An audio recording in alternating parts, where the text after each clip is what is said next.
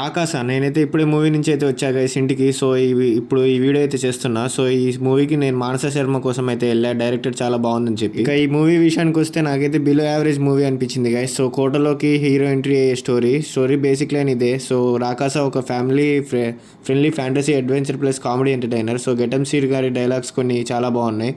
So నయనసారిక acting and sangeet Shobhan acting కూడా చాలా బాగుంది. కోటలోకి హీరో ఎంట్రీ అయిన తర్వాత నలుగురిని అయితే పెట్టి మూవీ అంతా నడిపించారు గైస్. అక్కడ కొంచెం డిసప్పాయింటింగ్ అనిపించింది. సో కామెడీ కూడా కొన్ని ప్లేసెస్లో వర్కౌట్ అవ్వలేదు, బట్ కొంచెం వర్కౌట్ అయ్యేలాగా ట్రై చేశారు.